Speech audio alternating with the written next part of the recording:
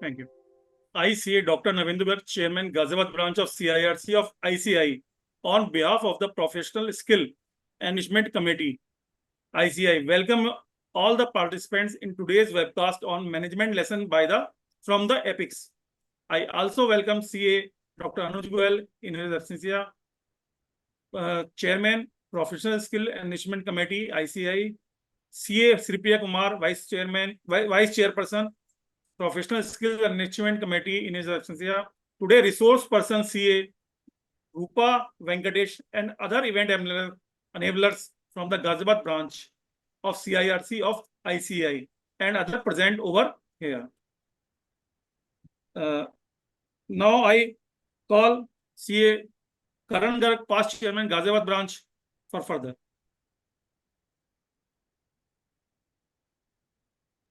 Thank you, C. Ravindu Garg, Chairman, Ghaziabad branch. So I need to deliver the objective of the program. The objective of the program is everyone would have come across the greatest Indian epics such as Mahabharata, Ramayana, and Bhagavad Gita.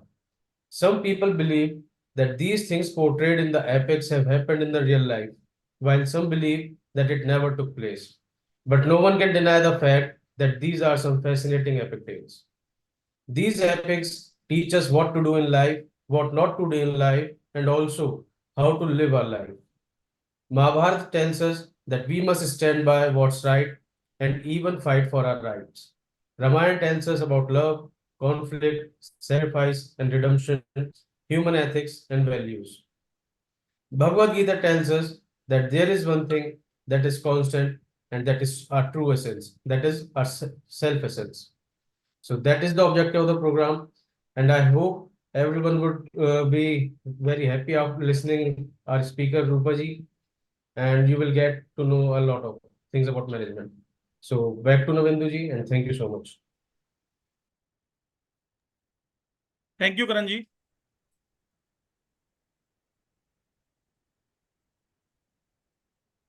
Now I will call Ms. C.A. Rakesh Singalji, Treasurer, Ghaziabad branch, for the introduction of the speaker. Thank you, Navindu CA Rupa Venkatesh ji has a very unique combination of chartered accountant, qualified HR expert, certified ISO auditor, and accomplished author and well-acknowledged speaker. Prior to co-founding T8 Software Services Private Limited, CA Rupaji had management positions in various segments. As a HR consultant, CA Rupaji helps companies recruit talent and manage them. She is an active consultant helping set up various HR processes in companies in various geographies. CA Rupaji has recently been given a place in the prestigious books of record, being upper on cancer, written, directed, and acted by cancer. With these words, I invite CA for her direction. Thank you.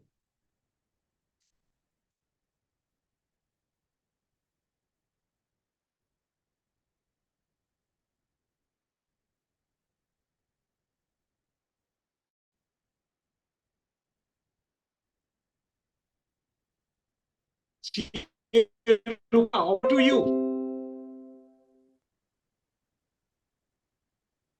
CA Rupa, over to you. Maybe connection of Ms. Rupa is not established right now.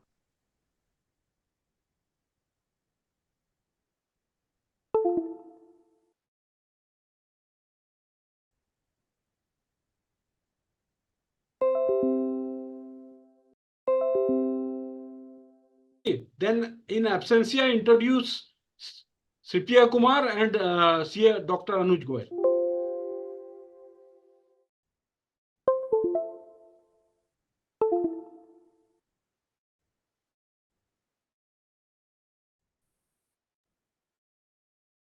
Introduction of Ms.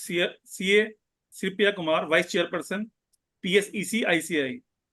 CA Sripriya Kumar, Central Council Member, Vice 25 of the ICI. She had earlier served as a Central Council Member in 1619 and in the South Indian SIRC. in year 12-15. She is currently the chairperson of Sustainability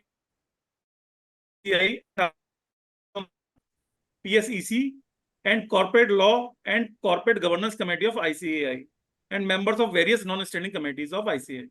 Now, I introduce CA Dr. Anuj Goyalji, Chairman, Professional Skills Enrichment Committee, ICAI. Before he speaks out, CA Dr. Anuj Goyalji, Central Council Member 22-25, is the ICAI qualified FCA, FCS, FCMA, MCOM, LLB, PhD, DSA, DIRM. Besides that, he is 6 times Central Council Member ICAI since 2004. Chairman PSEC, Chairman Ethical and Standard Board, ICAI Convener Publication and CDS Directorate, Chairperson Sustainability Reporting Standard Board, Vice Chairman Taxation and Audit Quality Review Board, and member of various non-standing committee of ICAI. He is a dynamic Central Council member who always with the prime objective to serve the members at large and always stand with and for the members of ICAI. He had earlier served as the chairman of CIRC or of ICAI and in other position of CIRC of ICAI. And chairman in the Ghaziabad branch of CIRC of ICAI before joining to the ICAI Council. Now over to Dr. Sambit ji. Due to technical glitch, he has not joined yet. So that we have to point it out something that one is management relations. Mahabharat, the biggest epic ever written as ago, it is said that whatever is not there in the Mahabharat cannot be found anywhere else. The legendary tale continues to find prominence in every form of art and continues to overwhelm us even today. Mahabharata story has so much to teach us. There are a lot of skills and lessons we can learn from Mahabharata. The corporate world is one of the best places where the ethics from the epic can be easily applied. Mahabharata is the perfect guide, be it for managing business relationships or achieving the goals. If we are talking about that one as Mahabharata and that one as skill set, we have to put it in that one as in that manner so that it can be helpful to each and every chartered accountant on the management relations. Be right that one as we have right now, the faculty has joined, the resource person, CA Rupa Venkatesh. We are handing over the session to CA Rupa Venkatesh for further proceeding. Very good morning, and thank you, ICAI and the entire team for one considering such an interesting topic, and also for considering me to be the resource person for this subject. I do hope I'm audible. If not, will somebody please send me a message, either a text message or a WhatsApp message to confirm if I'm not audible.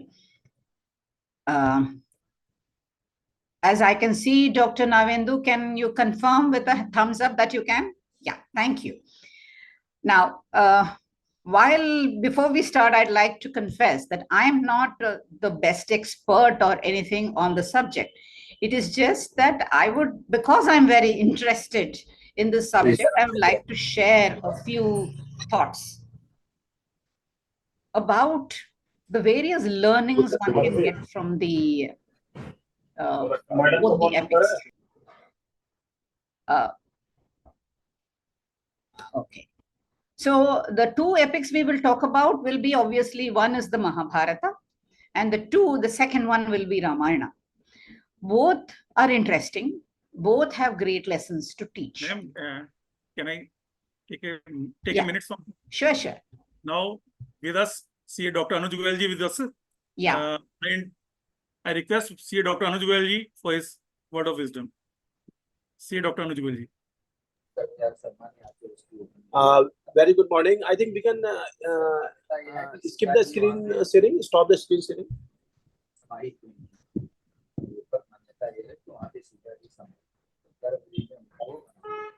A very good morning. I'm really very happy that we are having this very important webinar today, and we are having very prominent resource person who is going to tell that how important it is to have our old creature, our old literatures, our old epics in today's life, how they are very important. We are having the presence of Rupa Venkateshji, and of course Dr. Navendu Gargji, Chairman Ghaziabad Branch, Rakesh Singhal our Honorable Dhan Kuber of Ghaziabad Branch, who are the event enablers, and of course all the delegates from each and every part of India and outside India on this very important management lessons from the epics. And we are having the best of the resource persons, Rupa Venkateshji, who are of course going to tell that what the management lessons we can learn from our epics. And I'm quite confident with the help and support and the vast knowledge of Rupa Venkateshji, we all will certainly learn n number of management lessons from the epics, how we can learn the best of the management lessons. And I'm quite confident that all of us who are with us always in thousands of numbers, Rupaji, our delegates are there from each and every part of the world, maybe 3,000, 4,000, exact number I'm not having, but the Professional Skill Enrichment Committee is trying its level best to see that how we can really do something very concrete for the best of the chartered accountants of the world. For the first time in the history of the Institute of Chartered Accountants of India, after 75 years of the formation of ICI, this Professional Skill Enrichment Committee has come into existence. I am the founder chairman, and with a vision and mission that how we can further enrich the skills of the best of the chartered accountants of the world. And we are taking the help and support of the best of the resources like you to see that how our best of the chartered accountants can further enrich their skills. And I'm really very happy that today you are there, and our event enablers are CA Dr. Navendu Gargji, Chairman Ghaziabad Branch, CA Rakesh Singhal, our Treasurer of the Ghaziabad Branch, CA Karan Gargji, past Chairman of Ghaziabad Branch, CA Dr. Abhay Kansalji, who is the Secretary of the Ghaziabad Branch, and Dr. Samit Kumar Misra is a very active and dynamic Secretary of the committee, who is trying his level best to see that how we can really do something very concrete through this Professional Skill Enrichment Committee. And one more thing to all the viewers, that daily from 7 a.m. to 7:45 a.m. now we are having a live yoga classes of the Professional Skill Enrichment Committee in association with Bharatiya Yoga Sansthan, in which thousands of the members are taking benefit through YouTube channel as well as our Zoom link. I will request all of you to daily join our yoga classes, because if we are healthy, of course, not only we will be wealthy, whole of the nation will be wealthy. We are having Sanjay Kumar Gupta ji, our very prominent chartered accountant from Azamgarh. We are having Noman ji, who is an educationist also besides being a chartered accountant. And we are having other chartered accountants from Azamgarh, and we are going to have a very soon the CP chapter here at Azamgarh, and the reading room also here at Azamgarh. And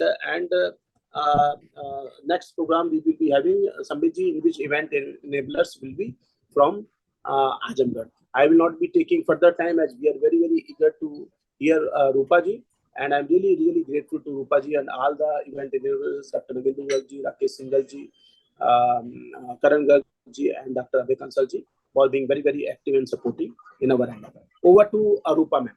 Thank you very much. Thank you so much.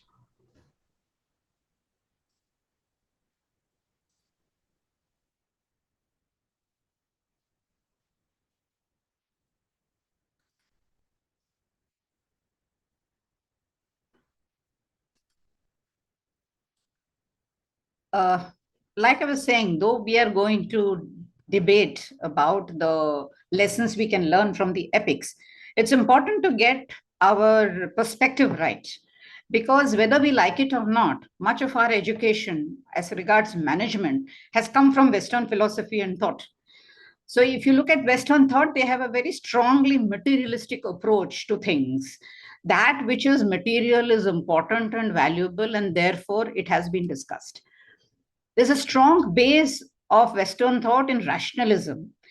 If you would all remember your economic theory, the first words which are important words talk about man being a very rational person, meaning he or she will make the decisions based on what is most beneficial to him at that point in time, which is sometimes not really true, as we all know. People make decisions not necessarily on a rational basis, sometimes on an emotional basis, sometimes because of social conditioning, sometimes because the circumstances are such. So rationalism cannot really be justified all the time. Perennial thirst for profit. It is believed that organizations should exist primarily for profit. If there is no profit, there is no value in having an organization, in having a business organization. This is the Western thought. They have a strong preference for measurement. That which cannot be measured doesn't exist, according to old economic theory, the Keynesian theory. In comparison to this, if you look at Indian philosophies, we have a very subjective criteria. Something is right, provided, and there is a comma and an explanation. So it is only subjective. Nothing is right or wrong unless it is seen in its context. It's a very holistic view, which is which encompasses the whole gamut of things.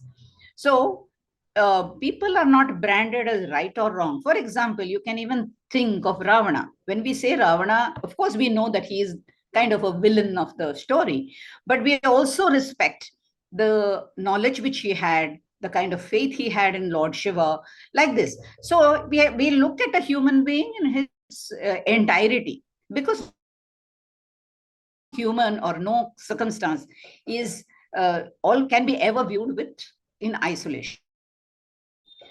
In Indian thought, there is acceptance of fuzzy logic or behavior, that people normally behave in an X. It is okay and it is possible that they will behave differently because of the kind of circumstances they have. Indian thought also has a high preference for human element. This I'm giving only as a context through which, because we already have the Western kind of thinking. So we need to kind of enlarge our view when we look at management, because real life possibly is closer to fuzzy logic, is closer to subjectivity, closer to holisticness than rationalism. Now, how relevant are the epics to us? I mean, this is a question all of us needs to think, because the battlefield is about people, soldiers having arms and ammunition. But today we are not in such a world. But the truth is, the corporate world today is a battlefield. There are, I wouldn't call them enemies, but there is the other side, as it were. There are people who want your resources. There are people who want to take away what you have. So it is a battlefield. And the CEOs primarily are the army in chief. The managers, the employees, they are all these soldiers, so to speak. So the CEOs are in constant dilemma. This is the war. What is the war? The war is, should I look at short term or should I look at long term? What is good for the organization? What is good for me? What is good for the business? What is good for the market? So there is this constant war going on, in which there's this dilemma of short and long, individual versus organization. And nothing better than the Mahabharata, especially, to talk about how an individual's goal can be very different from the organizational goal and how it can cause the downfall. Is goal important or means important? I'm sure many of us would have had this kind of dilemma. I want to achieve a certain goal. Is it okay whatever means I take? There can be more than one interpretation. And it does cause an ethical dilemma. I want to make profits for my business. So is it okay to cut corners? Because my goal is to achieve a certain amount of profit. So whatever means I take, is it okay? If I cheat, if I cut pricing, if I do things which are legally not allowed to be done, but I have to reach my goal. So this kind of dilemma is the war which goes on. Now, another aspect which we need to consider is we divided, that is Indian thought has divided time into 4 sections. Okay, and one section, sorry, why is it paused? Hang on.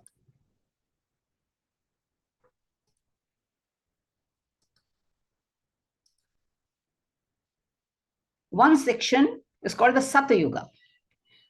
The good and the evil lived in 2 different worlds in Satyuga. Then came the Treta Yuga. The Treta Yuga in which the good and evil lived in the same world. For example, when we look at Ramayana, Rama being the embodiment of good and Ravana being the embodiment of evil, were in the same world. They were in the same world, but in different parts. And when those 2 parts came in confrontation, then there was a war, and then there was the winning of good over evil. Then there was the Dwapara Yuga. The good and evil lived in the same family. As you can know, in the Mahabharata, they fought, the brothers fought. Brothers of the same family fought. So the good and evil lived in the same family. And if you look at Kali Yuga, the good and bad live in the same person. You are at once the good, you are the Arjuna, because all of us are Arjunas in one sense. Have we not focused and ensured that we completed our CA program, we achieved whatever things we wanted to achieve in our professional world? That is the Arjuna in us. But yes, there is also the Duryodhana in us. We are jealous sometimes. We don't want to give up what we think rightfully belongs to us. We don't want to share. There is the Duryodhana in us. So Kali Yuga is about good and evil in the same person. Why is this relevant even? It is relevant because without perspective, I don't think anything in this world will be able to give us any lessons. Just very quickly, I will run through the trivia about the Ramayana and Mahabharata, just so that we get the right perspective. It is said that what is not in Bharata, in Mahabharata, is not in Bharata, that is in the world. It's been written approximately around 4000 to 3000 BC, which is many, many thousand years ago. It has been narrated thrice. Once it was called Jaya, when it was narrated by Vyasa to Ganesha, who supposedly wrote it down. Bharata by Vaishampayana Rishi to Janmejaya, the king. Then it was later narrated as Mahabharata by Sauta Puranika to the rishis at Naimisharanya. And from then on, it has flowed to us. It has got mind-boggling revelations. In astronomy, they talk about the existence of Uranus and Neptune, Ksharaka, which you can imagine. We are talking about 3000 BC, when half the world possibly didn't exist in the form it does now. Geography, lands as far as Cambodia, or which is now, it was earlier called Cambodia, Kazakhstan, Scandinavia, even Americas are mentioned. Mathematics, numbers to the range of 10 raised to powers of 16 and minus 16. That kind of mathematics is complex by any stretch. Description of weapons which resemble modern day weaponry, including nuclear or chemical weapons, and complex military formations and strategies. Philosophy, psychology, sociology, spirituality, religion, politics, and management. So you can imagine there's possibly no subject which is untouched in Mahabharata and or Ramayana. Why is this perspective important? So that in our mind we can understand that this has all been. So it is not that everything which comes from the Western world has to be viewed with new eyes. We actually have had the wisdom, but fortunately or unfortunately, it was couched in language which we are not so familiar with now. Okay. In terms of army, in the case of Mahabharata, the Kauravas had 11 Akshohini army and Pandavas had 7 Akshohini. Now, we are people of numbers.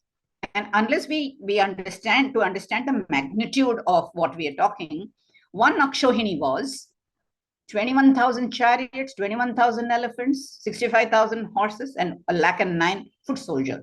The ratio was very clear. 1:1:3:5. But just imagine, look at the standardization. When people spoke saying an army, they meant one Akshohini means 1:1:3:5 ratio of 1 is one army. The level of standardization they had achieved is incredible. In the case of Ramayana, which is even earlier in terms of time, the army numbers are expressed in numbers to the power of 10. In verse 4 of Yuddha Kanda, it is said that Rama's army, which was comprising mainly of monkeys and bears, was 10 to the power of 16. It is currently called a septillion. Ravana's army is described as having 10,000 elephants, 10,000 chariots, and 1 crore infantry, strongly infantry driven. So they had about 10 to the power of 13 number of army people in the Lankan army. So it is kind of mind-boggling numbers. Now you can imagine the Holocaust, which we talk about so much, the Jews and the Nazis wiped out the Jews. 6 million people died. And today we say it was the worst in history. But the truth is, this, as far as Mahabharata itself was concerned, we are talking about 50 million people dead, apart from animals.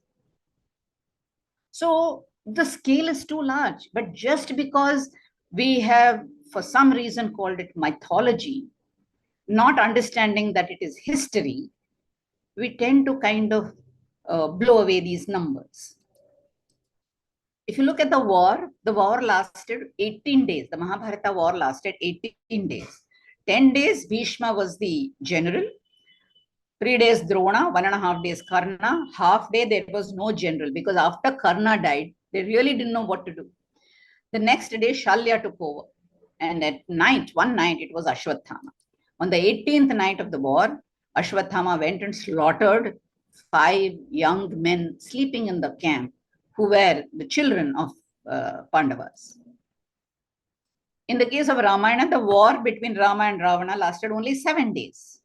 But it is mentioned about 320 million died in the Lankan army, with very few casualties to the Rama's army.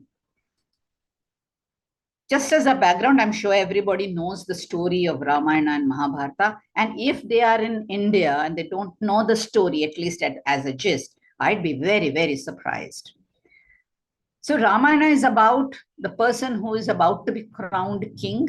Rama was in exile for 14 years. His wife is abducted. He has to then find and then fight Ravana. Now, to fight a war, he has no army, he has no power, no wealth, no kingdom. All he has is from some friends who are basically monkeys and bears, and he has to cross the sea. But he does all this. And what is special about the Ramayana is to understand that Rama did things which was till then not done before.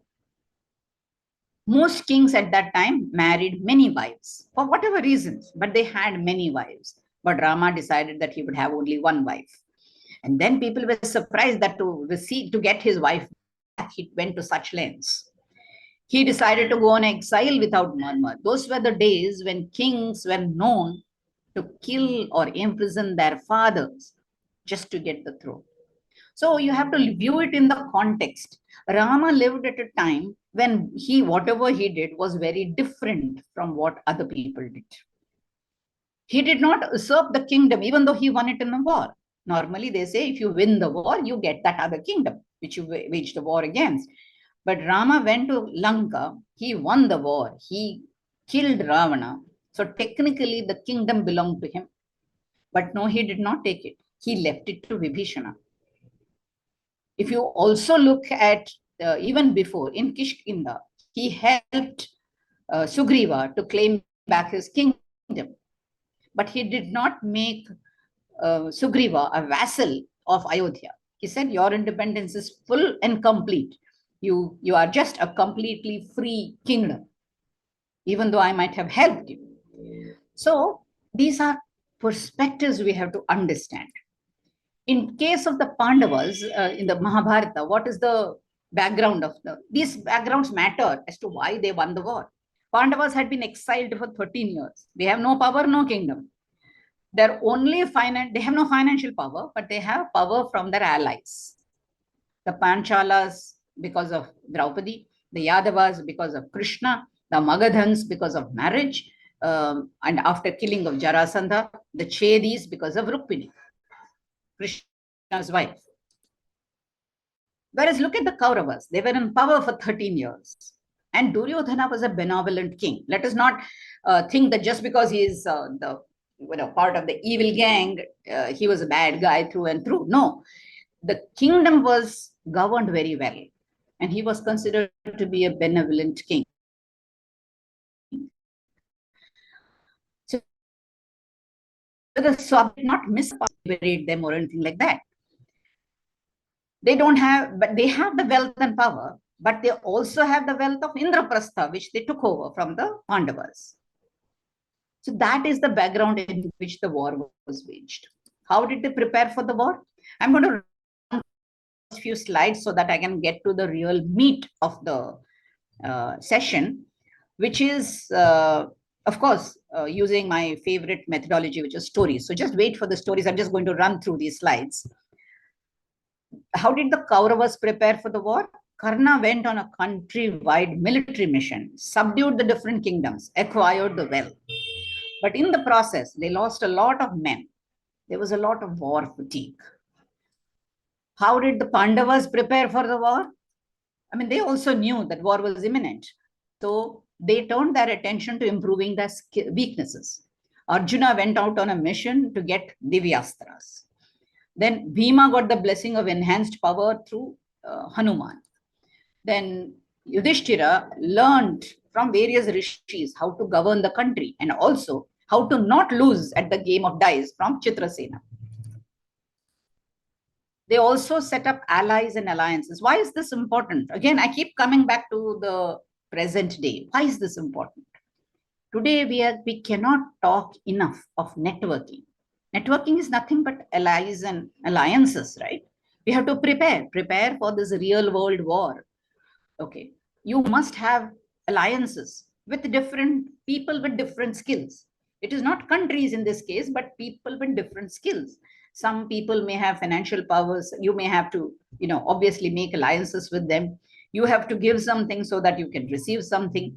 We all do networking, and there's nothing wrong with it so long as it's done in a very transparent manner. So we all, for example, if we are specialists in one area but do not have the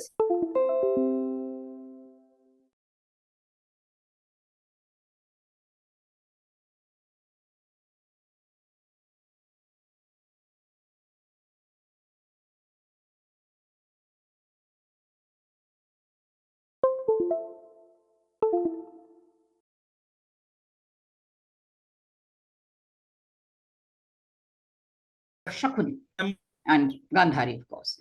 And from the Sindhu, again, which is to the north. But you can imagine in terms of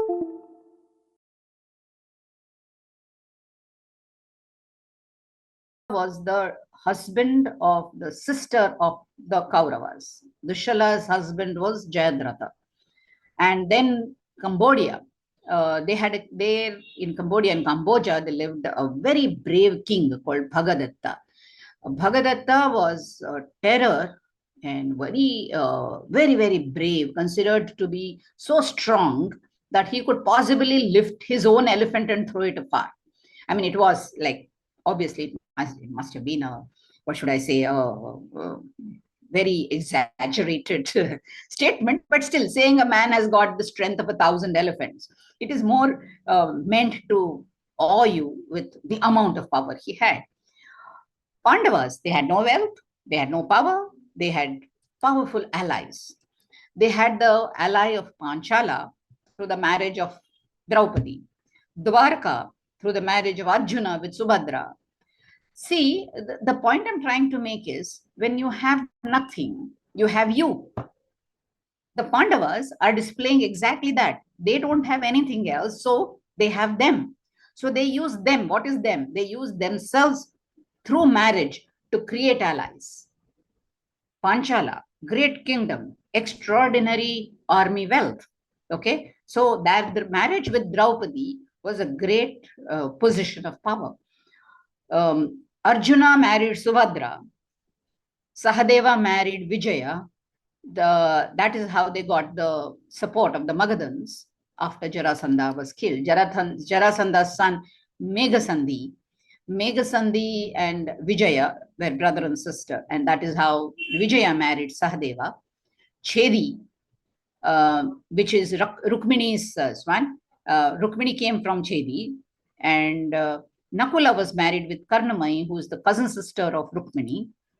Kashi, through the marriage of Bhima with Jalandhara. Now you see the strategy.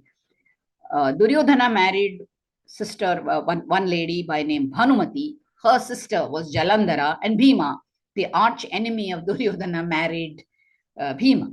So two sisters married to two brothers, two cousin brothers, but on opposite sides of the warring faction. Yudhishthira married Devika, and therefore Kekaya, which is not a big country or a big kingdom, but was a very geographically well-placed country. So it was important to cover that. Matsya, Abhimanyu married Uttara. So Matsya Desha became an ally. The Rakshasas, because Bhima married with Hidimba, and the whole Rakshasa clan became their ally. The Nagas of marriage of Arjuna and Ulupi. So like this, they had various allies. They used what they had themselves to marry with those kind of people who became later allies for them, because that's the only strength they had. Now, this again, I would like, a reason I put it up here is we have seen different kinds of leadership at corporate levels. In some cases, it is centralized leadership. In some cases, it is divided. The larger you grow, the more centralized you are, it is a reason for downfall. We have seen this in very large organizations, especially the brick and mortar organizations. When they have grown very big and they've had centralized leadership, those organizations have failed. But Kauravas had centralized leadership. They had one head of the army who had authority over 11 Akshohini army. And I told you, one Akshohini is about 21,000 plus 21,000 plus 65,000 plus 1,09,000 people. So many people in one Akshohini, and all an Akshohini was under the leadership of one general. So the concentration tended to be only at the top, which meant that the lower down the rungs, there was a lot of issues. Bhishma, Drona, Karna, Shalya, and Ashwathama, in that order, they managed the 11 Akshohini Sena. But Pandavas chose a different methodology. They had distributed leadership. 7 commanders for the 7 Akshohini. Each person had one Akshohini. One was, the other was the king of Matsya, the Drupada, the king of Panchala, Sahadeva, the king of Magadha, Drishtaketu, king of Chedi, Satyaki was from Dwaraka, Shikhandi was from Panchala. And Drishtadyumna was called the commander-in-chief. So only any of these 7 people had any issue, then they would go to Drishtadyumna, who would kind of solve their problems. This is a very distributed leadership, which meant it gave a lot of freedom to these leaders to, within this framework, make necessary changes. They felt important. Therefore, their fighting power increased. Even in our organizations, power to the people who work under us. They feel more empowered. And when they feel empowered, they do more. This is something we all have to learn. Maybe they are not all as capable, but it is the job of the leader to bring them up to speed, but not deprive them, saying, till you become very good, I will not give you those responsibilities. Because it's a chicken and egg situation. How will they become very good unless you give them that responsibility? Then, of course, there's Arjuna, who was considered to be the supreme commander, and Krishna was the counselor or the advisor. So this is how they prepared for the war. But the key to this slide, basically, daily responsibility is necessary. This is necessary for in our businesses for more than one reason. One, of course, is the flexibility of an organization to respond to various crises. Secondly, what happens if the top boss has under the bus situation, is out of commission for whatever reason? Health is nobody's companion, right? It can happen, it can go wrong at any time. So what happens then? Unless you have delegated, look at your own. This is my request to all of you, all the participants. Look at your own organizations. Do you have enough delegation of responsibility, or are you holding all that responsibility yourself and experiencing the threat, experiencing the stress, and experiencing the feeling that I'm not here? What will happen? My question to everyone, is my screen moving? I need someone to respond to me. Oh, it's not. Still, let me reshare it again if that will work. Let me see.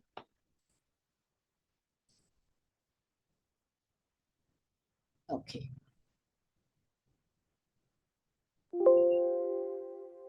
Yes. No. Yeah, I should do that.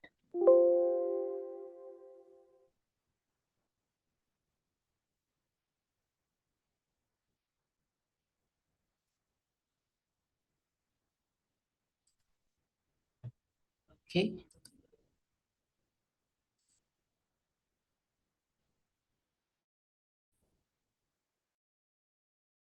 I hope this is now visible, right?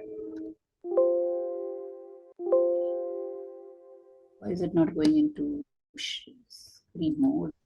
Okay. Now we will look at the other resource being managers. Krishna, of course, is the greatest crisis manager the world has seen. I always believe that if you read the Mahabharata and Ramayana, primarily for learning, then you should not look at Rama and Krishna as gods. You should look at them as human beings who had incredible skills, and we should focus on how we can get those skills. That is when we will have really understood these two great epics for what they are. So we need not look at Krishna as being a person who made miracles. I don't think he did as many miracles as he actually taught real management life lessons. Now, Yudhishthira was a low-key strategist. The different kinds of strategists within Mahabharata. Each one has a different kind of strategy to work. Krishna's strategies were long-term, but highly human-dependent. And Yudhishthira, learning from him, on the first day of the war, he played a master game. He went to the enemy side to seek blessings from the elders. Why? Because there was Bhishma, there is Drona, there is Kripacharya, there is Dhritarashtra.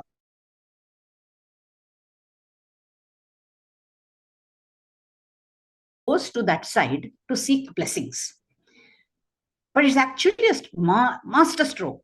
Because imagine, he goes and goes to Bhishma. What does Bhishma say? Bhishma says, Vijayi Bhava. Now, he is getting the blessings of victory from the enemy side. And these people are not ordinary people. When they bless someone, their blessings come true. So he is using the strategy to kind of weaken that position, whereas strengthening his. Well, coming back, he makes another announcement. He says, if there is anybody in the Kaurava camp who feels that they want to fight on Dharma's side, that is our side, you're welcome. And nobody should stop. Actually, Yuyutsu, who is one of the sons of Dhritarashtra, he feels that the Kauravas are fighting a war against Dharma, so he comes over to this side. Now, you can imagine what is happening at the war, in the war scene. Everybody is tense, everybody is nervous, everybody is wondering who's going to win the war. At that time, one person from one side moves over with his army to the other side. It is such a big blow. Let us make a parallel to current business. Okay, if you identify a particular person who's working in possibly a competitive business, and in all fairness, you are able to attract him, okay, just imagine what it does to you, even in terms of strategy. Okay, Yudhishthira is a low-key strategist, but all his strategies work. At the end of the day of every day of the war, he will go to the army ranks. He will go and meet with the people who are injured. He will show the concern for their welfare. Now, what happens when a man is down and out? He's been hurt. See, the truth is, the soldiers have got nothing to gain in the war. I mean, they are doing a job. But when the big boss comes and says, "Thank you for putting your life at risk for me," what is the mindset of that person? He says, "Oh God, I mean, someone so senior has come and is really caring about me. I want to go tomorrow to fight, and I will, even if I die, wage a great war." What a wonderful strategy. Now, let us relate this to current corporate world. Many times when our employees are ill, sometimes they've had a bereavement, it makes a big difference if their boss or their top boss takes time off and goes and visits them, says things, words of concern, care. It makes a big difference. Okay. Whereas in Western thought, there is no place for this. You are paying money, they are doing that job. But that is not life. We all know. For example, I will give you an example of my own case. I used to be an entrepreneur before. And when one of our staff members had gone on a site visit, his daughter, unfortunately, a young girl, she had fallen and injured her leg. Not a very serious injury, I agree, but it was her birthday. And for some reason, I had called home to inquire about the child. And the mother told me that no, she is crying a lot because it is her birthday today. So immediately we took bought some presents, a cake, and went to their house. You won't believe the look on the daughter's face was not, I mean, I couldn't possibly measure it in any term. She was thrilled when I told her that all this has been sent by her father. She was thrilled out of life, and she was so happy. To bring a smile to somebody's face, if you did that, believe me, it made a big difference to the person, to the employee who was away and feeling bad that he wasn't there for the child's birthday and when the child was ill. So these are things that we all need to understand, that people need to be treated as people, as individuals, as people who are not just automatons working for money.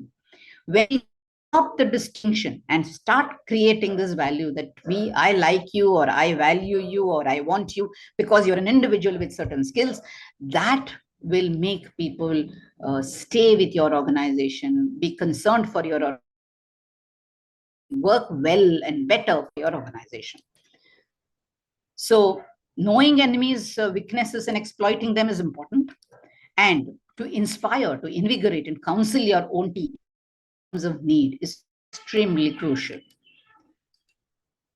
In the Ramayana, of course, we have different managers. We have Hanuman. He went to Lanka. He confirmed Sita's presence and he did a recce of all the enemy strengths. That the northern gate of Lanka was far heavily guarded as compared to the southern gate. And what kind of armies he had, what kind of training they had, what kind of ammunition they had.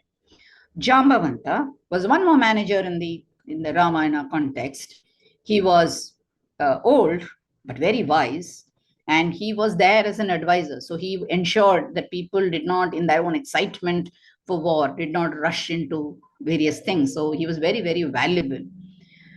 Sugriva is also another manager. He was able to find resources for Rama's army. He was able to get all the monkeys and bears together, convince them to go and fight Rama's war. Look at the power system. If anybody feels that I'm going far too fast, then please be there with me. But I'm planning to go a little fast because then we can come to the other aspects. The power system in Kaurava army or Kaurava camp was patriarchal. There was Bhishma, Drona, Kripa, Drishta, everybody, no women. Satyavati was ignored. Satyavati was the great-grandmother. And Gandhari was, she also retreated to the inner chambers because nobody would listen to her. Her own son wouldn't listen to her. So she was very unhappy, and so she went away to the inner chambers. There we had the Pandavas. Conversely, the Pandavas had a matriarchal structure. Just imagine Kunti. Kunti, young woman, young widow, widowed Pandu died in the forest. She comes back to Hastinapura with 5 children in tow, has to bear the brunt of everybody's criticism, questioning, all kinds of snide remarks. Okay, but she stood fast. She was the authority supreme for the Pandavas. In fact, Yudhishthira even says, whatever my mother says is dharma. That is the kind of effect Kunti had on all the 5 Pandavas' lives. Draupadi was another woman of great power, great intelligence, great knowledge, and extreme, great beauty, of course. She had a big role in the decision making. Without her, one cannot believe that the war would have happened. Now, is it a good thing or a bad thing? The war was necessary. The war was imminent. Draupadi possibly became a reason to make it all happen. But Draupadi kept the fire alive. She said that when wrong has been done and you keep on forgiving it, then the wrong becomes stronger. What the Kauravas did was wrong. It was insulting not for me as a person, as an individual, but for us as a family and for womanhood completely. What they did was absolutely wrong. Unless you teach them a lesson, people will think they can get away with it. You have to wage a war to teach those people a lesson. Now, so Draupadi was strong, but she was not like bitter. She was not constantly nagging her husbands, but she ensured that she knew the right moments when she had to put her foot down. Even the younger Pandavas, Ghatotkacha was Bhima's son with Hidimba, the Rakshasi. Ghatotkacha, technically, if he had not been a Rakshasa, then he would have been the heir to the throne, because he was the son of the first son of the Pandavas. But because he was born of a Rakshasa family, at that time, the social conditions did not allow that he should be crowned king. But Ghatotkacha was brought up by Hidimba in the absence of Bhima. Abhimanyu was also brought up by Subhadra in the absence of Arjuna. Iravan was brought up by Ulupi in the absence of Arjuna. So the female influence was very huge. Though, I mean, coming from a woman, I know many of you are having these snide views or smiles. It is important to understand that women bring certain skills which men don't have in as much measure. I'm not saying they don't have it at all. I'm saying the stronger traits, the masculine traits of aggression and dominance, need to be balanced. All the time aggression, all the time desire for dominance is no good. It set the world. It can cause war. It can cause destruction. It needs to be balanced by feminine traits of harmony and sustenance. Men bring aggression, women bring harmony. And only when both of them exist does the world become a nice place to live.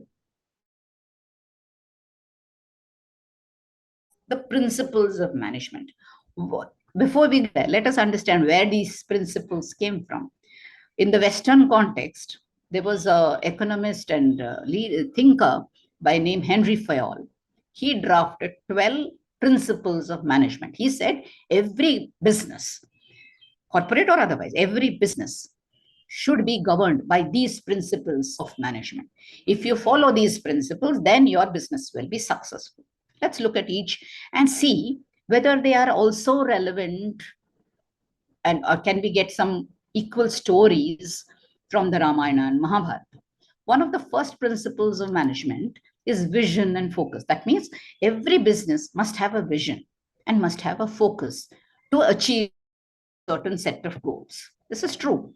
This is true of every business in the world, or every organization in the world, every kind of organization in the world. So let's look at one or two stories which highlight this.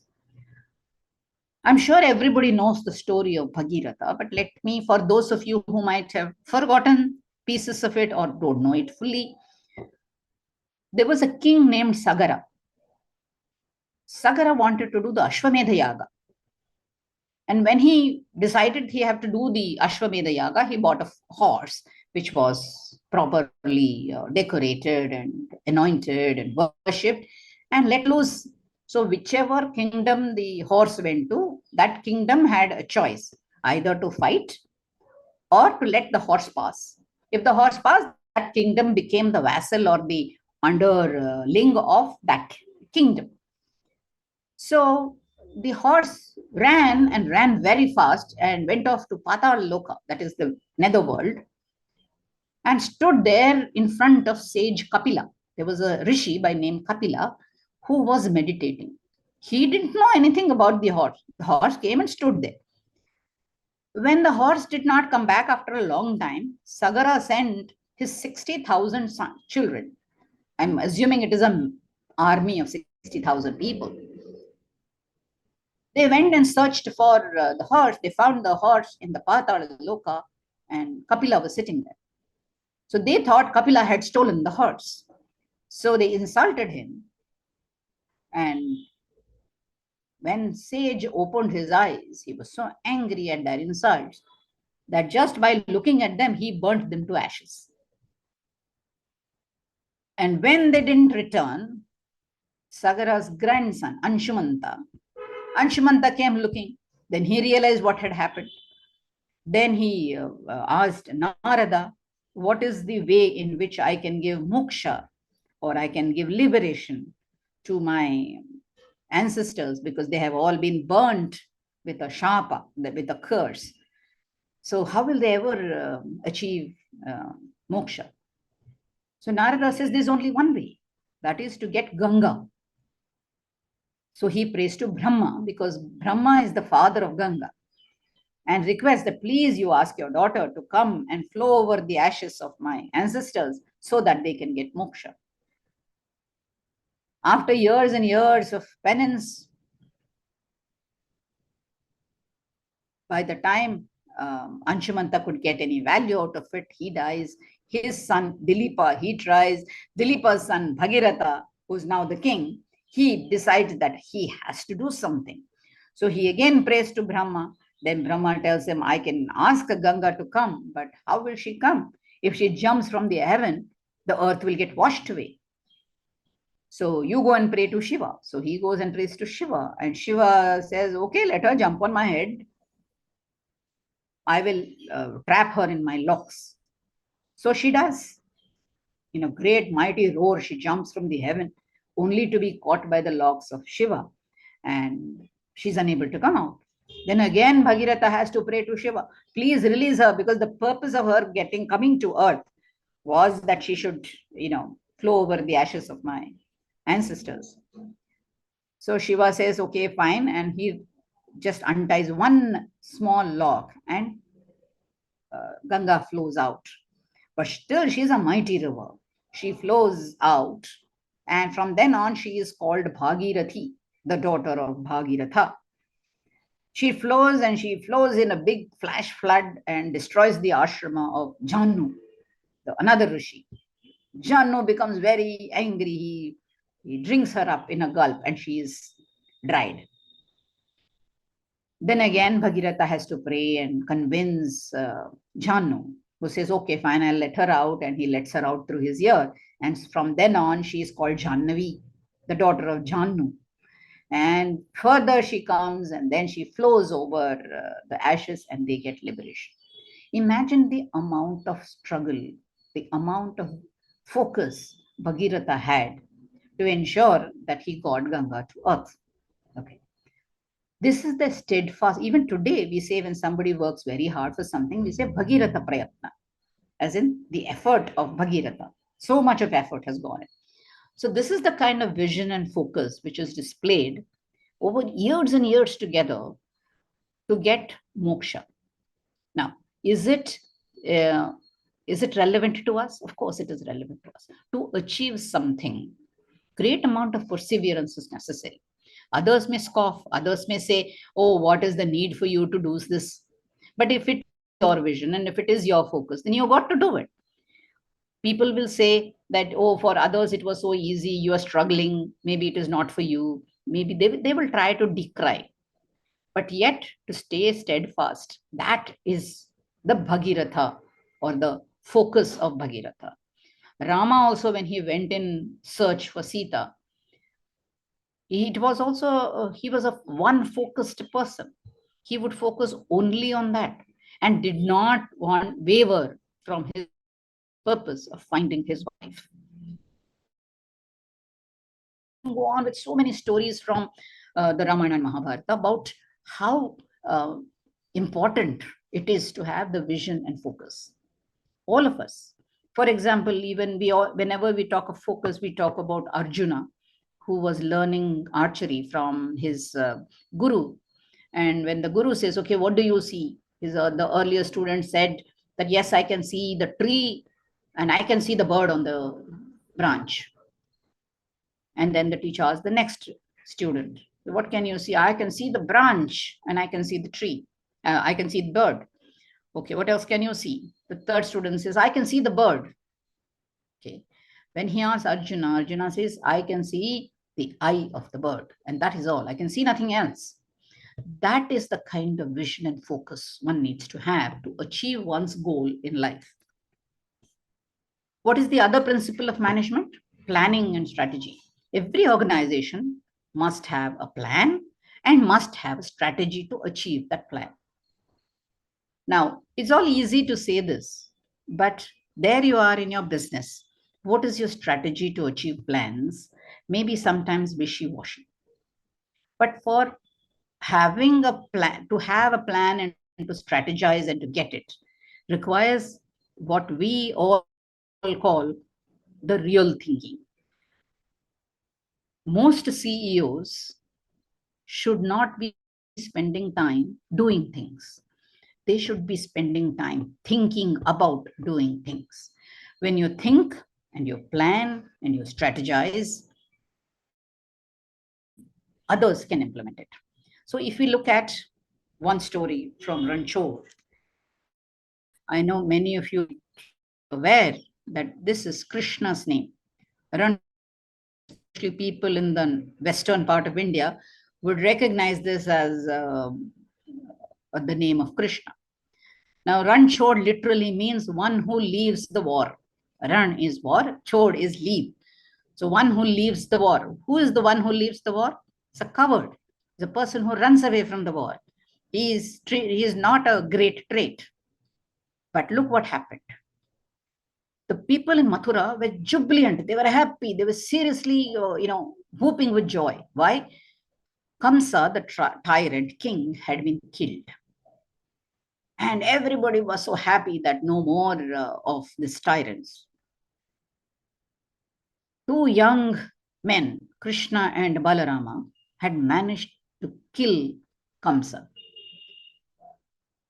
On the other hand, far away in Jarasandha's house in Brahmagiri, the Magadhan Empire, Jarasandha was fuming, furious, angry, sad. Why? His two daughters, Asti and Prapti, who were married to Kamsa, are now widowed. He looks at their faces, crying and swollen eyes. He gets so angry. He says, I have to take revenge. Revenge for the fact that two young boys killed my son-in-law and widowed my daughters. So I'm going to march to Mathura, raise it to the ground, find those two young upstarts and kill them. Now here, back in Mathura, Krishna realizes this. He calls all the elders and says, look here, certainly Jarasandha is going to come to claim revenge. He's not going to keep quiet after his son-in-law has been killed. When he comes to Mathura, what will he find? No army, because we are not yet ready to fight.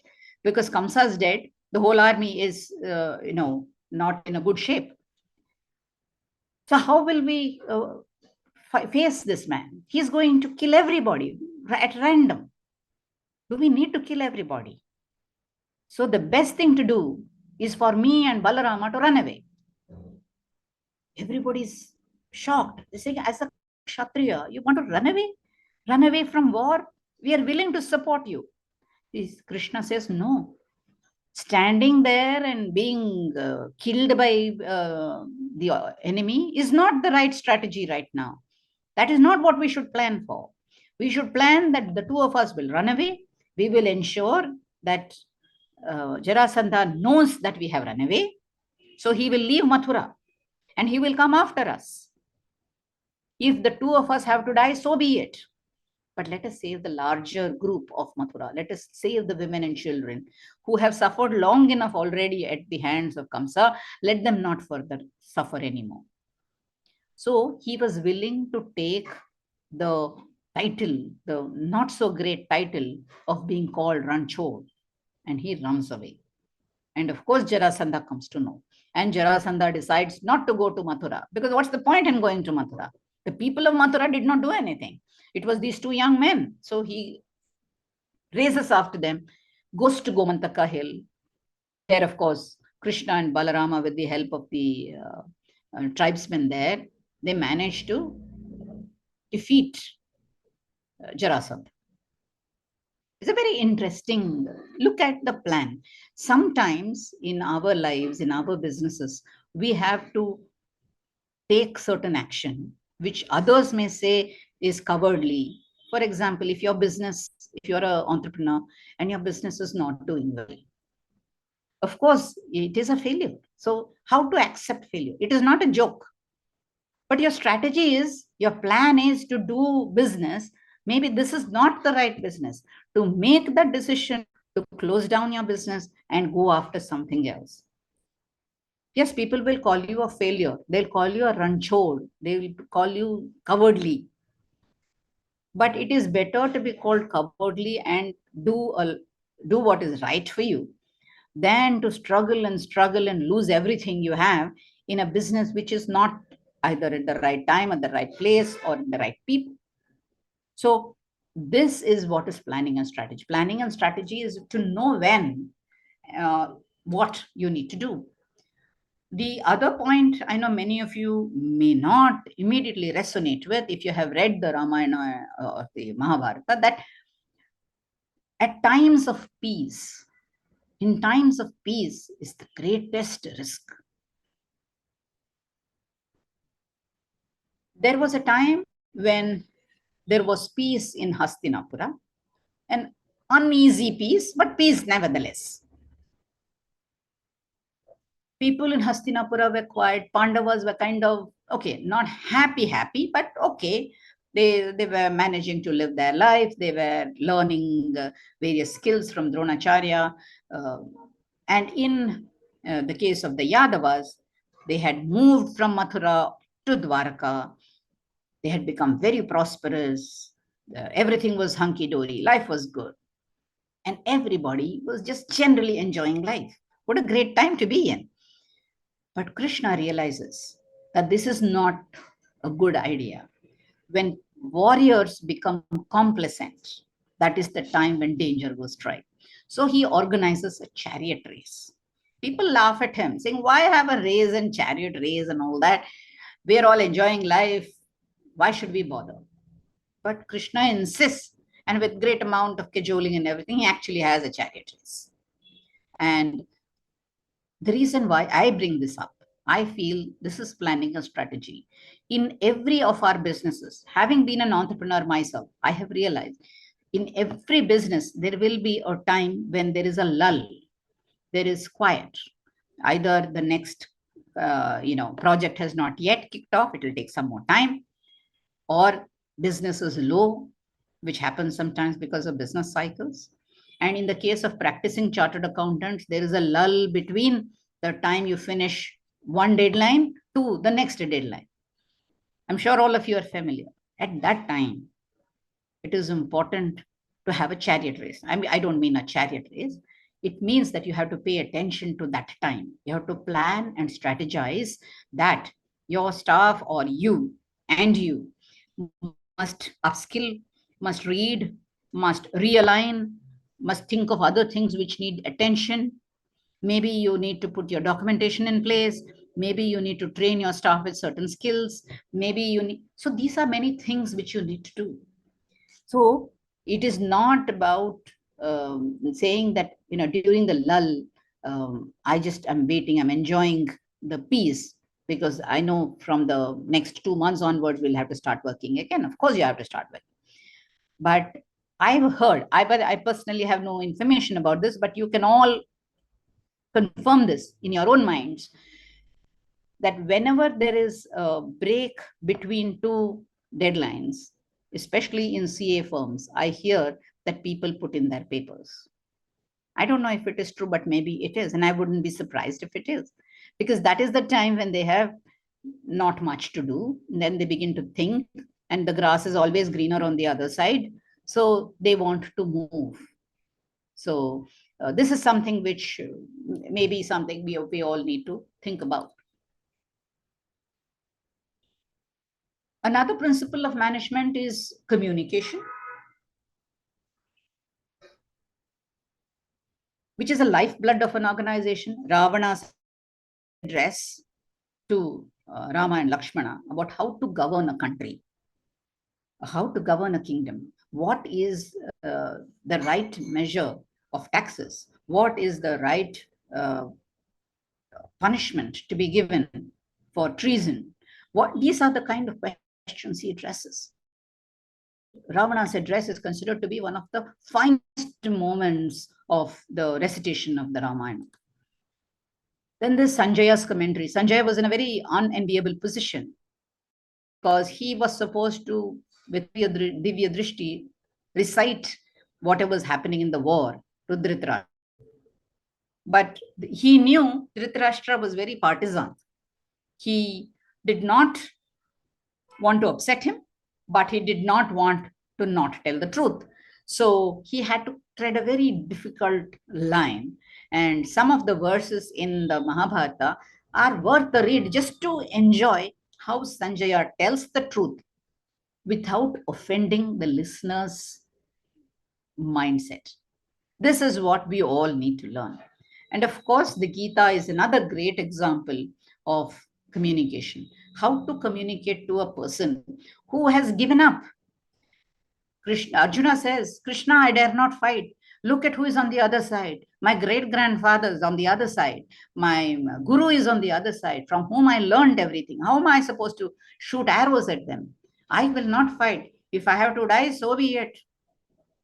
At such a time, Krishna tells him, this is the kind of duty you have. This is what you have to do.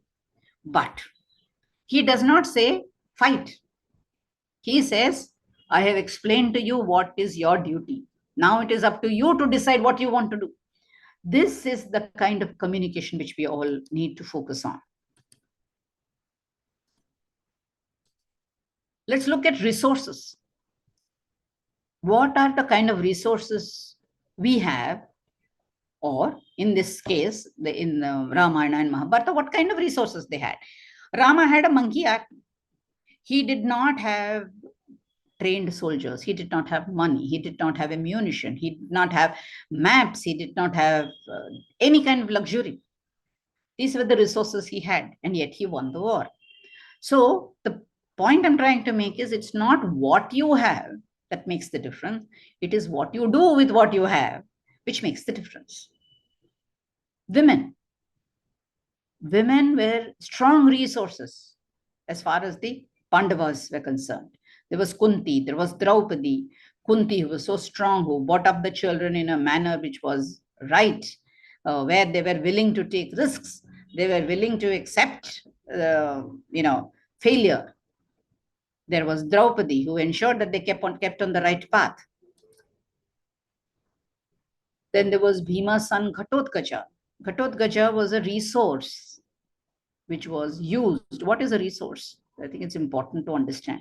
Resource is a tool or a person which is used to get the goal you want to achieve. This is the real meaning of a resource. A person is a tool or a person to achieve the goal. Ghatotkacha came to fight the war.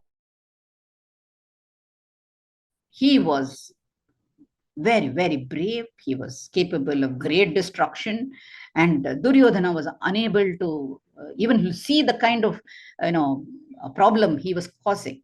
So Duryodhana goes to Karna and says, please do something, kill this man, otherwise we're all going to be decimated.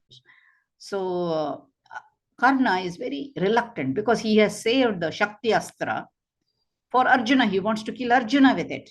But Duryodhana says, forget about Arjuna. We will not be alive to kill Arjuna because Ghatotkacha is going to make mincemeat of all of us. And very reluctantly, Karna kills Ghatotkacha. And Ghatotkacha, even at that time, he grows to 10 times his size because he is a Rakshasa. He has the ability to rule that. The army. And half the army is killed just by his falling on them. These are the, so Bhima's son Ghatotkacha was not just a person, he was a tool, he was a resource. So was Abhimanyu. And I will not go into Abhimanyu's story because obviously many of you know it. Organizational goals versus individual goals. Now, if any organization has to succeed, all the people must be fighting for the same goal. Okay. I, as an individual, as an employee, as a manager of a company, cannot have a goal which is very different from the organizational goal. The organization goal is to make money in an ethical manner, in a manner which is acceptable by law. That should be the focus. The individual cannot have a goal that I want to make money. Then you know what happens. Let's look at how relevant it is. Bhishma joined the war for the Kauravas. But what was his goal? Was not to win the war. He told very clearly, I am not going to kill the Pandavas, but I will kill 1,000 soldiers in a day. Meaning to say that as and when we kill the people, someday the Pandavas will have to give up. But he says, I will not kill the Pandavas. This is the man who is, the supreme commander of the Kauravas. And there is Drona. Drona says, they are my students. I cannot kill them. But yes, I promise that I will capture them. You must understand that when we want to achieve something, we have to achieve it at any cost. You can't say, I will do this, but this is the condition. I will do this, but this is the other condition. If you have conditional, then you will not get what you want. Then there is Shalya. Shalya, who has been tricked into fighting from the Kaurava side when he is actually the mama of Nakula and Sahadeva of the Pandavas. He has been tricked to fight on that side. So his goal is to ensure that his nephews win. That is, the opposite side wins. So his goal is not to win the war for these people. Such is the man who is going to lead the army. Then there is Karna. Karna says, I will kill only Arjuna because he's promised Kunti that either I will live or Arjuna will live. So finally, at the end of the war, you will have 5 sons.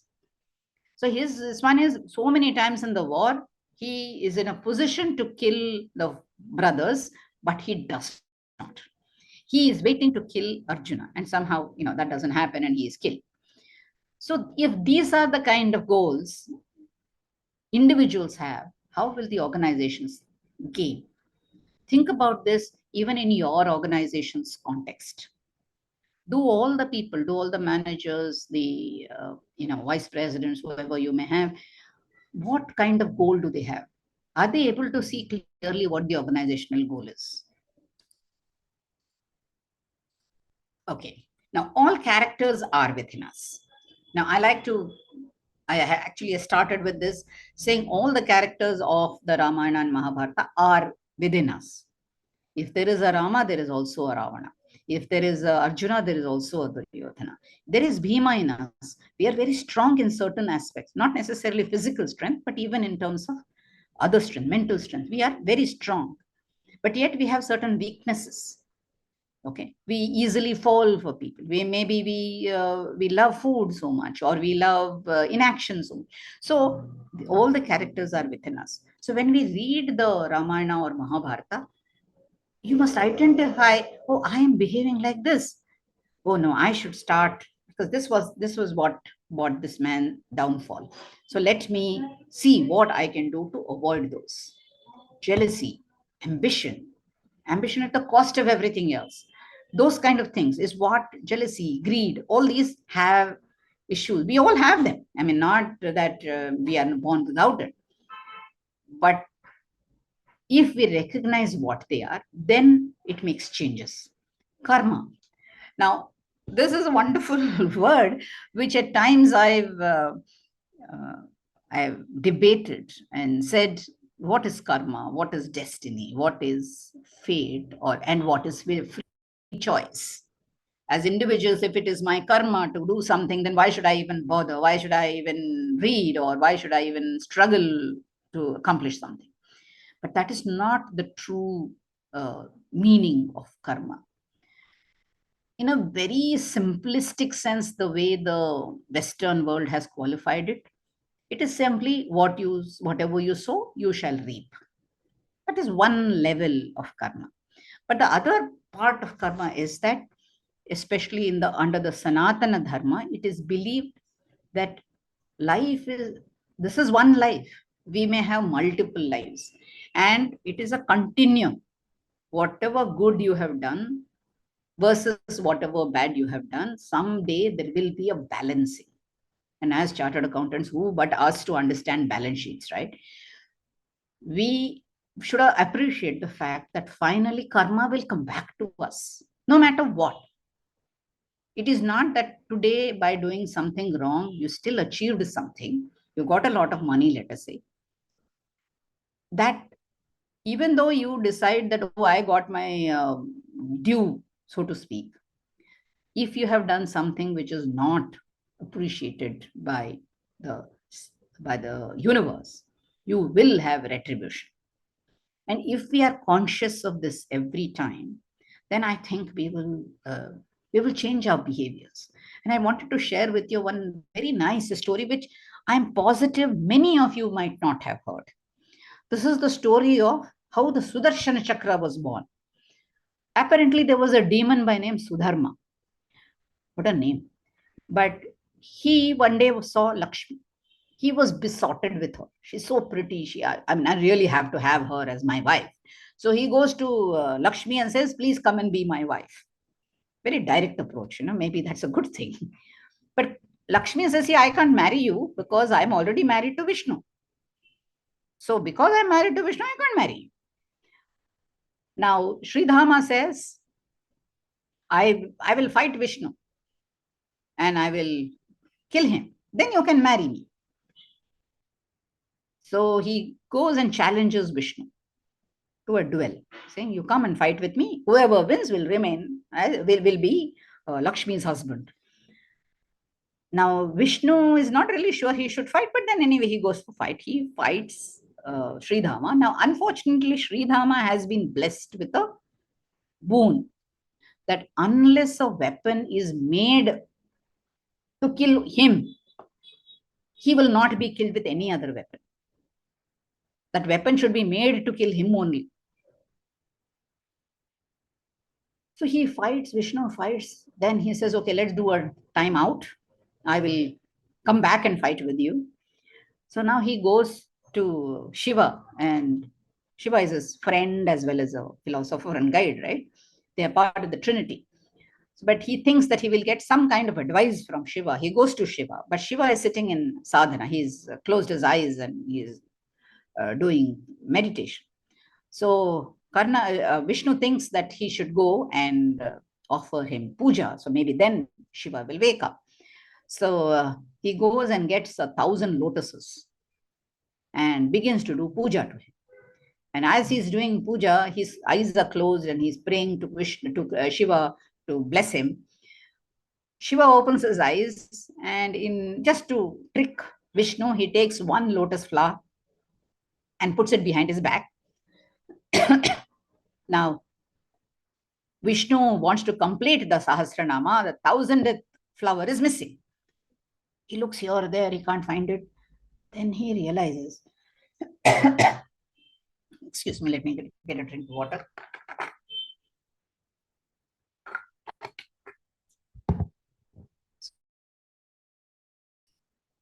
So he doesn't know what to do. He thinks that now if I get up, then the he had decided is now not going to complete. Then he thinks, how do I offer and make Shiva happy by offering 1,000 lotuses? Then he remembers that his devotees call him Kamala Nayan. That means the person with lotus-like eyes. So he decides to pluck one of his eyes and offer it in place of the lotus. So he's about to take out his eye. That time Shiva stops him and says, no, I was just kidding with you. What's the problem? And then Vishnu explains the problem, saying, I need a weapon which has been made only to kill Sridhama. Otherwise, I'm going to lose my wife. So Shiva manifests the Sudarshana Chakra, and it has 1,000 sharp edges. That's why it has 1,000 sharp edges, because 1,000 lotuses were offered. And he gives it to Vishnu. Vishnu says, how does this work? So Shiva explains to him, spin it and fling it. It will cut whatever in its way and come back to you. You can try it. So Vishnu flings it and it goes and cuts off Shiva's head. Short. God, what did I do? Chakra, and I killed his head. I cut off his head. What a thing have I done?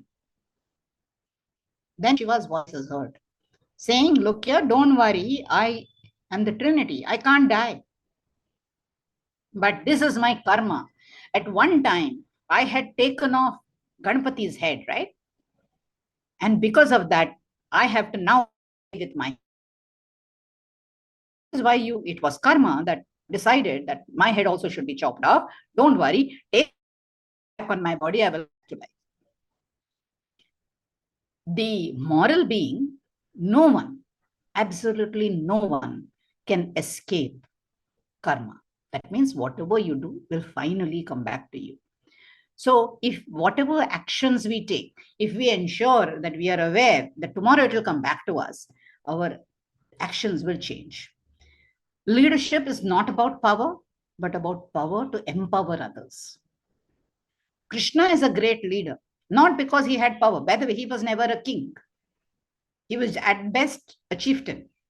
He was not the king, but he had the power to empower others. That is why he is a great leader. Today also, we should understand that if people call us a leader, we got to sit back and think, how many people have I empowered? How much of mentoring have I done them? How much of power have I helped create? Then you are eligible to be called a leader. Otherwise, you are a manager, a good manager, but just a manager. The choice is up to us whether we want to be a leader or a manager. I'd like to even share with you one more story. I told you, I promised you that I love stories and I'd like to share them with you. At one time, Narada went to Vishnu and said, I'm your biggest bhakta, but nobody prays to me on earth. There is not a single temple to me. Why do you think you are the biggest devotee of me? He says, all the time I'm saying Narayana, Narayana. So I am your biggest bhakta. Vishnu says, well, that may be true. He says, no, I'm very unhappy. Why? In Bhuloka, that is on the earth, I find that people worship Garuda, your Vahana, but they don't worship me. Because in front of every Vishnu temple, there is a big pillar, which is called the Garuda Stamba, pillar for Garuda. But there's not any temple dedicated to Narada. Narada is very unhappy. So Vishnu says, okay, well, yeah, this is something to consider. Please sit down, we will discuss this.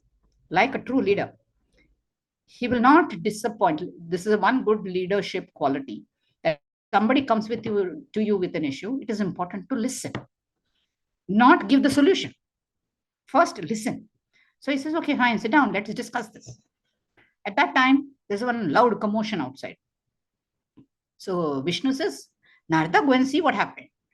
So Narada goes outside, after some time comes back inside, and so there was a milkmaid going. Apparently a snake crossed her road, so she dropped her pots of milk, and she's crying that there is no, that she can't get money for the milk which she was supposed to sell. Oh, okay, is that so? Then they hear a loud wail. So Narada, go and see. Narada goes outside, comes back in a huff.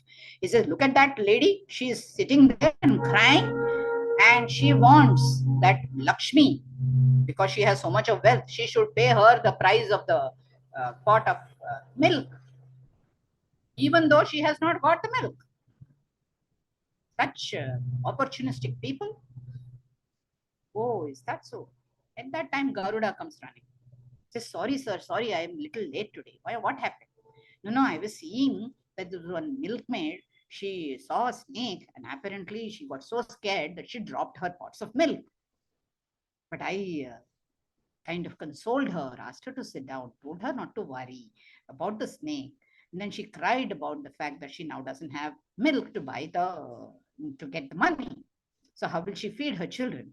And Vishnu, because you are so kind, I have seen your kindness to your devotees. I also felt that very sad about that lady. So I promised her that Lakshmi will give her twice the money for even if she doesn't give any milk.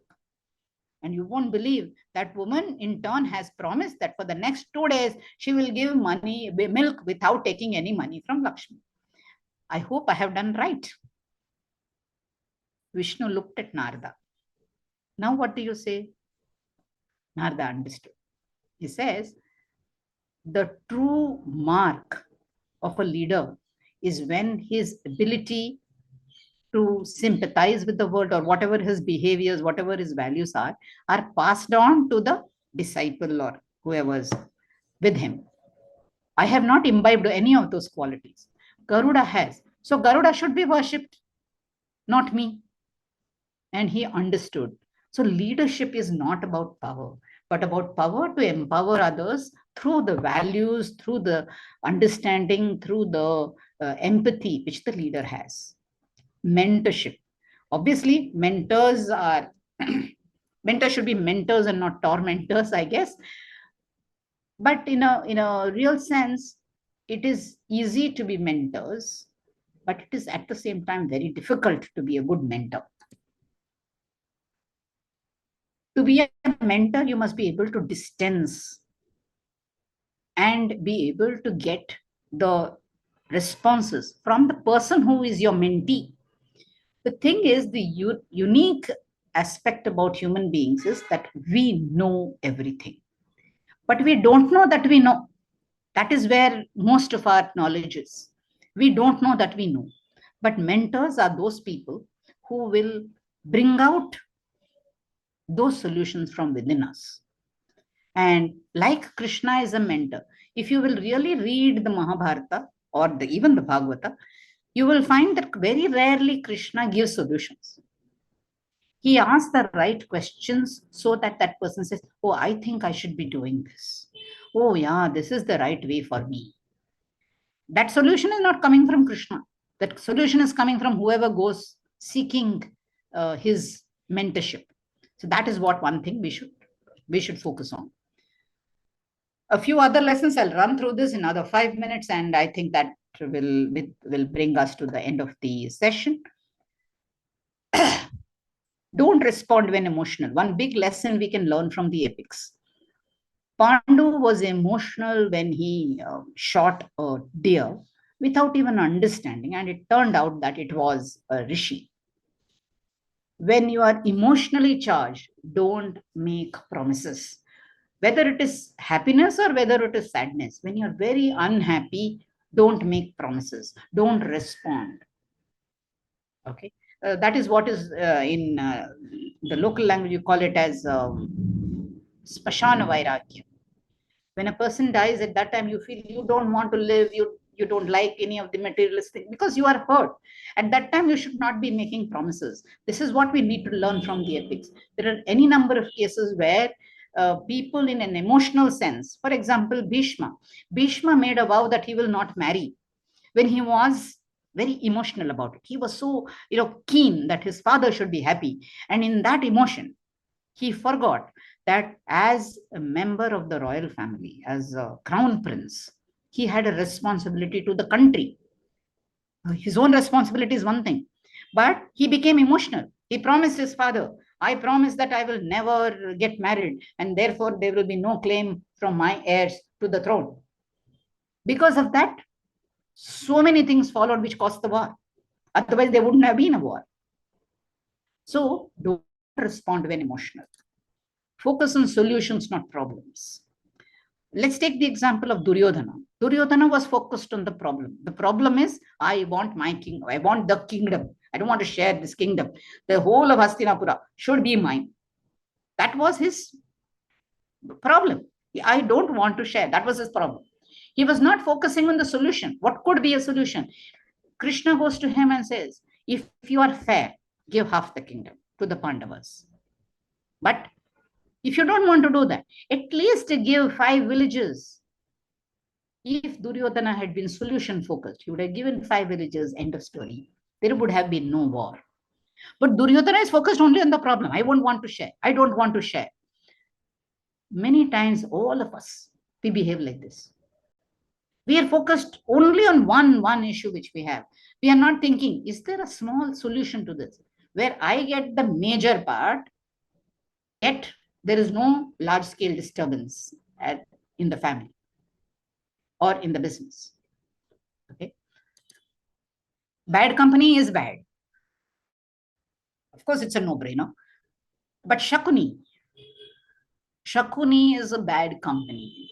And that is why Duryodhana, who tends to be taken away, carried away by whatever he says, he gets misled. And therefore, it becomes a little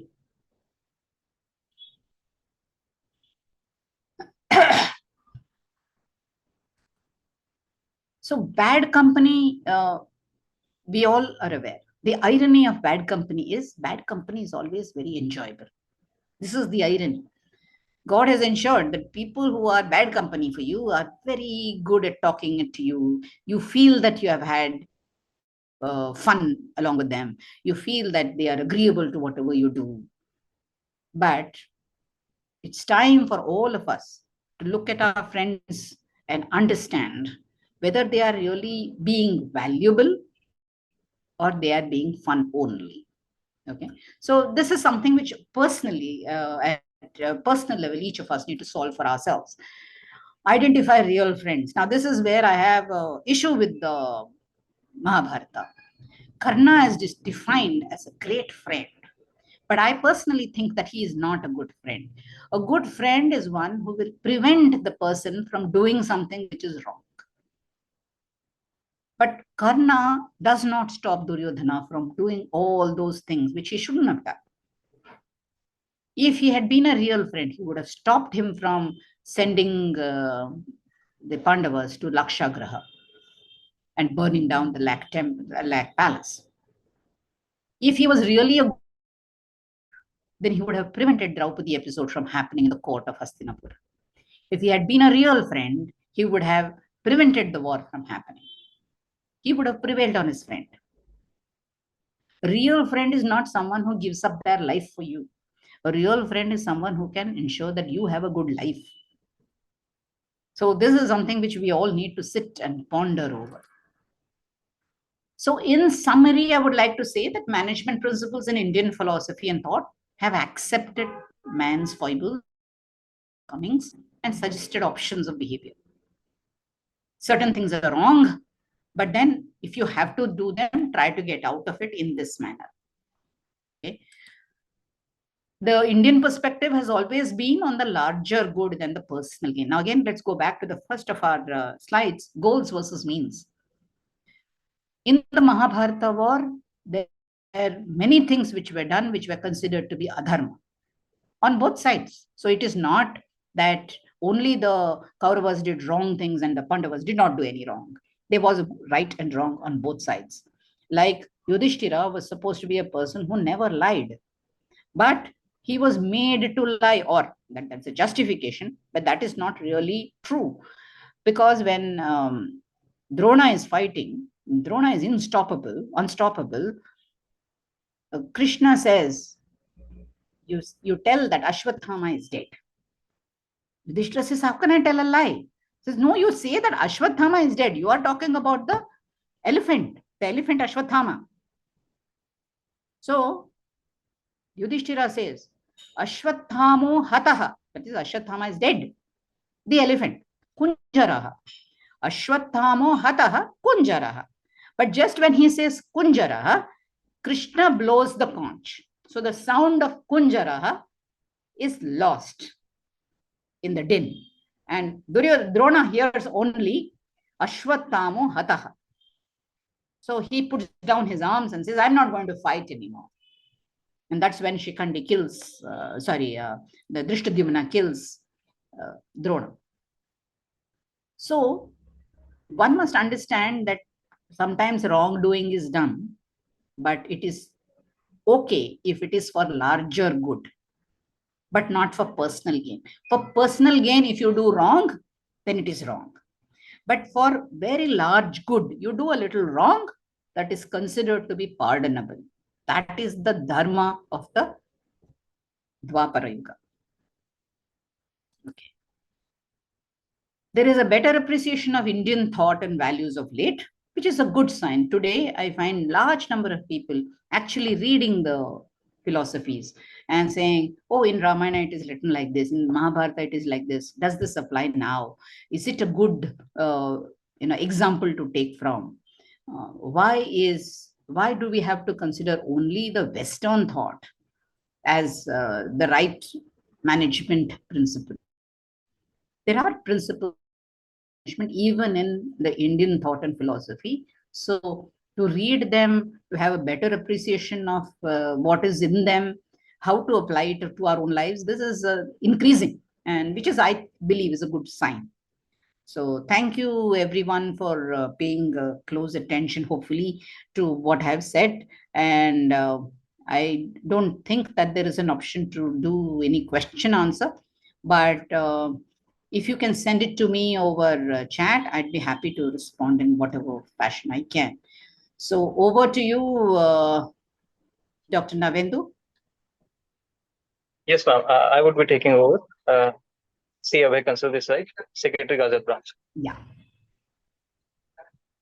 So we have received 2 questions. Yes. I request C. Rakesh Singhalji, Treasurer Gazette Branch, to please take the question answers with you. Yeah.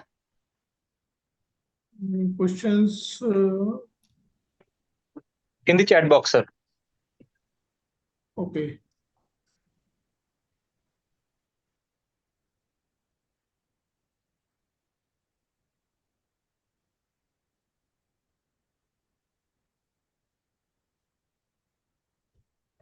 So, madam, we have received 2 questions. Yeah. Where is the chat box?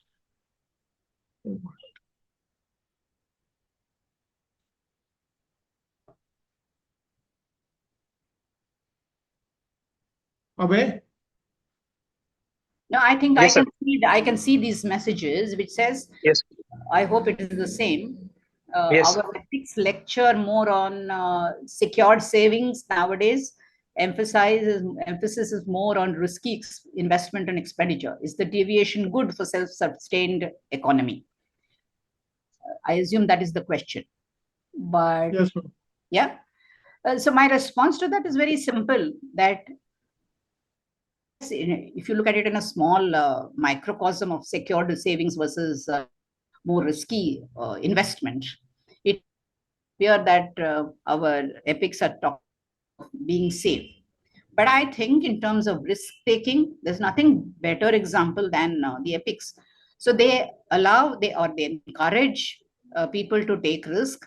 But the key being, are you willing to take the risk if things were to go wrong? Unfortunately, I believe that the Indian society, or maybe the Asian society, is strongly anti-failure. So it is a bit of a social challenge rather than an economical challenge. So is the deviation good for self-sustained economy? Well, the deviation is good only as long as it makes you feel stronger and builds on your confidence. The second question we have is that very often we feel challenged to live by these cherished ideals in this Kali Yuga, or world evolved as morals have declined. Hence, the fear of being left out or being a misfit. How do you remain steadfast in your ideals in this situation? Good question. But see, the basic of both the epics are that you should do what is true. And this perennial thirst for profit, like I mentioned, as a part of Western thought, that is where it comes from. We feel that we should get maximum profit. We should invest, even if it's risky is one. The thing is, this thirst for profit, thirst for success, thirst for everything is more of a Western philosophy. If you look at Indian thought, everybody had equal place. It is, maybe it's one way to say that moral values have declined in Kali Yuga. But the truth is, you are also living in Kali Yuga, and the other people in this world are also living in the same Yuga. But how can I remain steadfast in my ideals, in my values? That is the strength of an individual. That is what defines or changes you from another person. If everybody is falling or succumbing to Me Too syndrome, then what is the difference between you and somebody else? So these are things that at a very personal level you need to work on. Yeah, not only you meaning everyone, all of us have these challenges. You see people who are less accomplished, less qualified, less capable coming up in life. Of course it hurts. But is the strength of your personal being strong enough to accept and move on? Because finally you sleep at the end of the day only with yourself. You don't sleep with the world. This is what I believe. I know it's tough.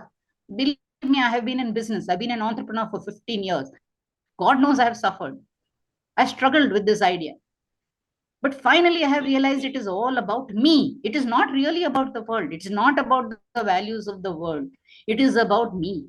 And so if it is about me, then only I am responsible.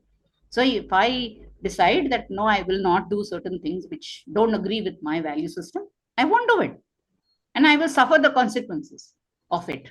Because karma theory is always there, right? If I do something, I will get a opposite and equal response for it. This is my view. I'm sure many people may have different views, but this is what is my take on it. Thank you, ma'am. Thank you. Now, Abhay, you are taking over, or Navendu ji? Yes. Okay. With this, we come to an end of this session. To summarize the session, I have been told to summarize the session. We have been taught management from the perspective of the Western thoughts, which is based on the primary assumption that the man will behave rationally while making decisions regarding business, which we all know is most often not the case. Understanding the subtlety of human dynamics is important to truly appreciate and therefore take appropriate decisions. Western management philosophies believes that only that only that which can be measured is useful, which again, our experience has proved otherwise. How to navigate life using some examples from the epics is what the webcast is all about. The stories may be entertaining, but what the primary lesson we can learn and how to apply the same in real life, that would be the crucial element.